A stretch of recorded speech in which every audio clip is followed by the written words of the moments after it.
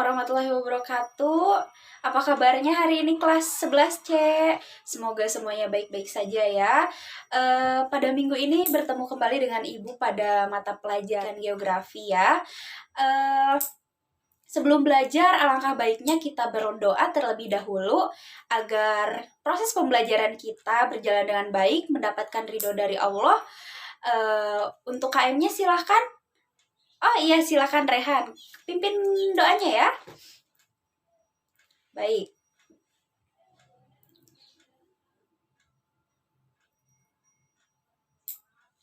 Amin. Nah, selanjutnya Ibu akan absen terlebih dahulu ya untuk mengetahui siapa yang hadir hari ini dan yang tidak hadir. Oh, kenapa itu Ayu tidak hadir? Sakit. Oh, baik. Nanti kalian tengok ya rekan-rekan kalian yang sedang sakit. Nanti beritahu dia pembelajaran hari ini atau tugas ya agar dia tidak terlambat mata pelajarannya. Pertemuan kali ini Ibu akan membahas terkait ketahanan pangan, bahan industri, dan energi. Pada materi ini terdapat dua subbab. Yang pertama yaitu kita akan membahas mengenai pengertian ketahanan pangan, bahan industri, serta energi baru dan terbarukan. Dan yang kedua itu potensi dan persebaran sumber daya pertanian, perkebunan, perikanan, dan peternakan untuk ketahanan pangan nasional. Nah, sebelum kita membahas ke materi, Ibu terlebih dahulu ingin mengetahui dari kalian. Apa sih yang kalian ketahui tentang pangan? Ayo, siapa yang pertama kali ingin mengemukakan pendapatnya terkait apa itu pangan? Betul sekali, Indri. Pangan merupakan kebutuhan ya, salah satunya seperti beras, betul sekali. Nah, Ibu akan sedikit membahas mengenai pangan. Pangan sendiri merupakan kebutuhan dasar utama bagi manusia yang harus dipenuhi setiap saat. Seperti yang kita ketahui berarti yang harus dipenuhi setiap saat. Kalau manusia itu hidup itu membutuhkan energi. Sumber dari energinya itu kan pangan. Salah satunya itu beras ya. Kalau Indonesia itu enggak makan nasi berarti enggak makan. Nah, berarti salah satu kebutuhan utamanya itu nasi. Nah, tahanan pangan sendiri artinya ketersediaan pangan dan kemampuan seseorang untuk mengaksesnya.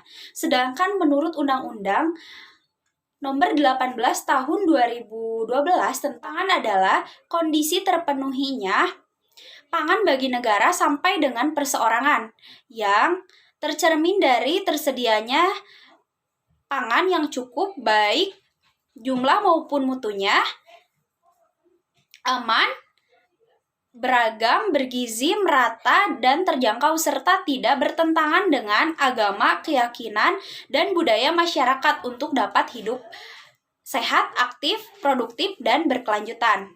Nah, ya anak-anak, bahwa ketahanan pangan itu adalah kemampuan suatu negara untuk memenuhi kebutuhan dasar masyarakatnya ya. Salah satunya yaitu untuk memenuhi hidupnya seperti beras. Kalau kita ketahui itu seperti 9 bahan pokok ya. Nah, kemudian ada nih quotes dari Bapak Proklamator kita, Bapak Insinyur Soekarno.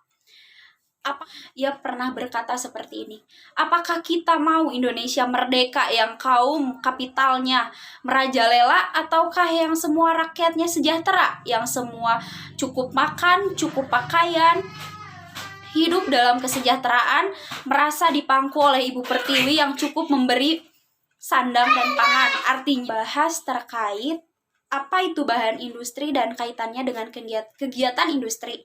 Keduanya itu pasti memiliki kaitan antara bahan industri dan kegiatan industri. Sebelumnya kita pahami terlebih dahulu apa itu arti dari bahan industri.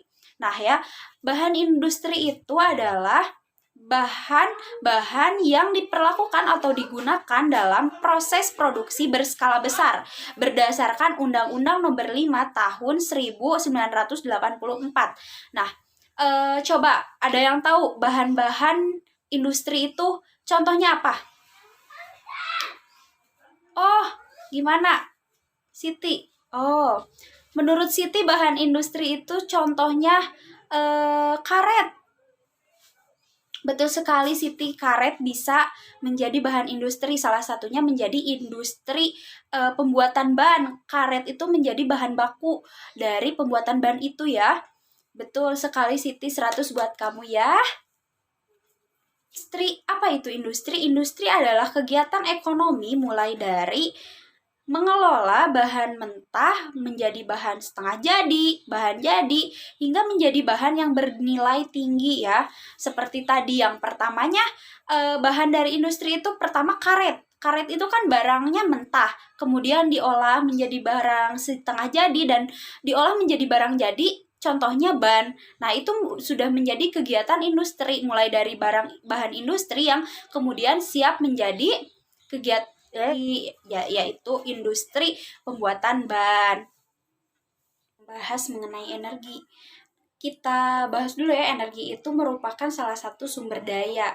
Nah, sumber daya alam sendiri ini artinya semua yang terdapat di alam atau kekayaan alam yang dapat dimanfaatkan oleh manusia untuk mencukupi segala kebutuhan hidupnya. Nah, sumber daya alam ini juga ada yang hayati dan non-hayati. Dan ada yang memiliki sifat renewable, non-renewable, dan tidak akan habis. Yang renewable itu seperti halnya pembangkit listrik tenaga air, yang seperti itu. Dan yang non-renewable itu seperti halnya dari minyak bumi atau batu bara, dan yang tidak akan habis. Contohnya air itu tidak akan habis ya. Jadi sifatnya akan selalu ada. Nah, kemudian salah satu hal yang menjadi fundamental untuk kehidupan manusia ya, untuk menunjang kehidupan manusia. Salah satunya untuk pembangkit listrik. Nah, di Indonesia sendiri jika kita kaitkan ya, Indonesia yang merupakan negara kepulauan yang terbentang dari Sabang sampai Merauke, yang luas lautannya itu sangat luas, merupakan salah satu keuntungan bagi Indonesia. Indonesia dapat memanfaatkan lautan atau perairannya yang luas itu sebagai salah satu sumber daya untuk pembangkit listrik. Salah satunya sumber daya listrik tenaga air, baik itu dari tenaga gelombang, arus, dan tenaga air dari daerah aliran sungai. Nah, energi ini itu sampai saat ini selalu mengalami pengembangan yang berarah ke menuju lebih positif, dan sifatnya itu untuk mengurangi penggunaan sumber daya energi yang tadinya yang berasal dari fosil atau non-renewable yang tadi itu ya. Sebenarnya energi itu ada yang berasal dari matahari, kemudian ada yang berasal dari angin. Kita ketahui, ada yang tahu nggak negara yang sumber daya energinya berasal dari angin? Atau negara itu sering disebut negara kincir angin. Ayo, siapa? Oh iya, betul Diana, Belanda. Ya, Belanda itu merupakan salah satu negara yang mengembangkan pembangkit listrik, yaitu berasal dari angin. Kemudian yang kedua ya, potensi dan persebaran sumber daya pertanian, perkebunan, perikanan, dan peternakan untuk ketahanan pangan nasional. Yang berarti kan 4 aspek itu harus dapat menunjang untuk ketahanan pangan nasional di Indonesia ya tentunya. Nah, kita lihat dulu nih, ini ada peta ketahanan pangan pada tahun 2015. Tentunya Indonesia merupakan salah satu negara yang sangat luas dan berpulau-pulau ini memiliki beberapa faktor utama untuk ketahanan pangan. Yang pertama, luas lahan. Nah, selanjutnya kita bahas ke pembahasan yang kedua, terkait potensi dan persebaran sumber daya pertanian, perkebunan, perikanan, dan peternakan untuk ketahanan pangan nasional. Ketahanan pangan nasional ini dapat dipengaruhi oleh beberapa faktor. Kita lihat nih, ini ada peta. Salah satu faktornya itu luas lahan. Jika dilihat dari peta, Indonesia itu kan tersebar dari Sabang sampai Merauke. Sudah kalian bayangkan kan luasnya itu bagaimana?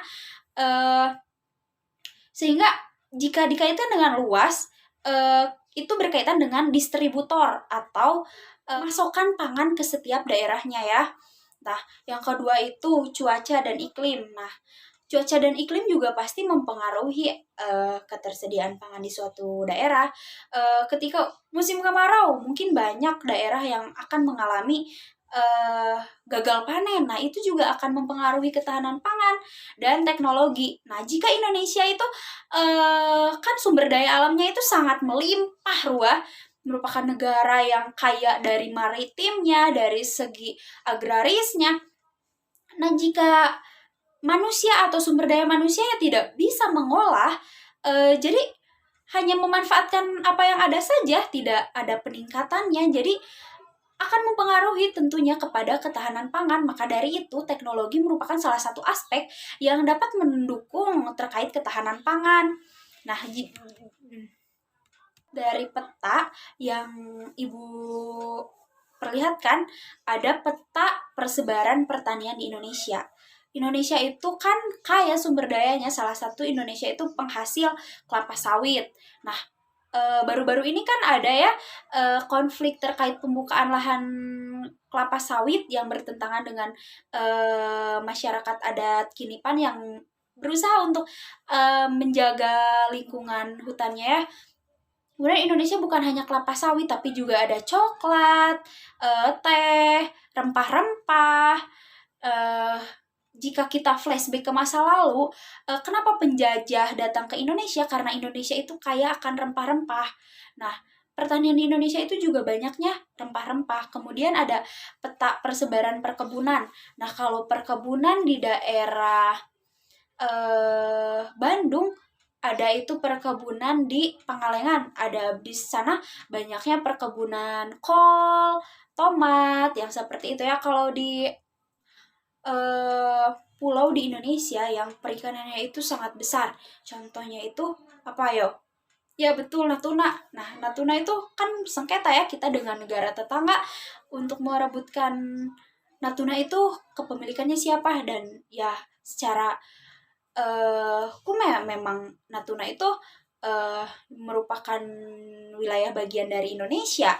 Kemudian dari peternakan. Nih peternakan. Peternakan itu apa aja yo? Betul, ada ayam, sapi. Nah, dari ayam ini juga bisa menjadi salah satu pangan, salah satunya dari telurnya, dari dagingnya.